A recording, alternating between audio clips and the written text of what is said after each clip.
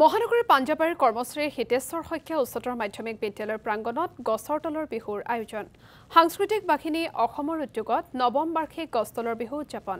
সন্ধিয়ালৈ নপুৰণি কেইবাগৰাকীও শিল্পীয়ে অনুষ্ঠান পৰিৱেশন কৰিব বিহু মঞ্চত। উপস্থিত থাকিব বিশিষ্ট শিল্পী জেপি দাস আৰু মনীষা হাজৰিকা।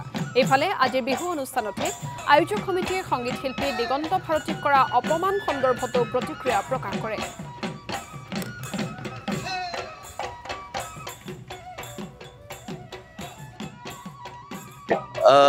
সেয়ে আপুনি ক'লে অলৰেডি কংক্ৰিটৰ মহানগৰীত আৰু আমাৰ সময়ৰ প্ৰত্যাহ্বান এতিয়া নতুন নতুন প্ৰত্যাহ্বান আহি আছে আমাৰ বিহুটো লৈ পেলাই, যিহেতু আমি জাতীয় উৎসৱ বুলি কওঁ যদিও এতিয়া মানে এনেকুৱা এটা অসুস্থ বা বিকৃত এটা অৱস্থালৈ গৈছে।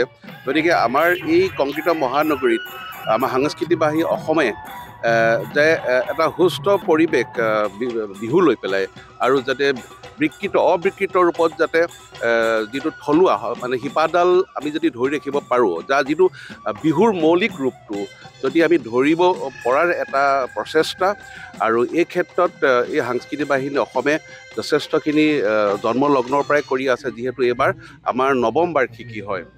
আৰু বিশেষকৈ আজিকালি দেখা যায় যে বিহুটো এটা বাণিজ্যিকীকৰণ কৰা হৈছে, বাণিজ্যিক গোষ্ঠীৰ হাতলৈ গুচি গৈছে। বহুতত দেখা যায় আল্ট্ৰাটেক বিহু, কিবা বিহু, এনেকুৱা ধৰণৰ বিহু হৈ যায়। আৰু জাতীয় উৎসৱ মানে আমি একচুৱেলি অসমীয়াই নিজেই বিহু পাতিব লাগে আৰু নিজেই আনন্দ কৰিব লাগে।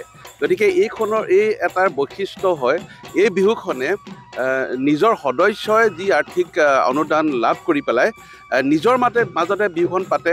আৰু বিশেষকৈ অসমৰ কলা সংস্কৃতি ৰাতিপুৱা গায়ন বায়নেৰে, আমাৰ যিটো সত্ৰীয়া সংস্কৃতিৰ বাহক হিচাপে গায়ন বায়নে সভাপতি আদৰি অনা পৰ্ব, তাৰপাছত আমাৰ দিহানামৰ পৰ্ব গ'ল, তাৰপাছত বিহু নৃত্য হ'ল, বৰগীতৰ পৰ্ব।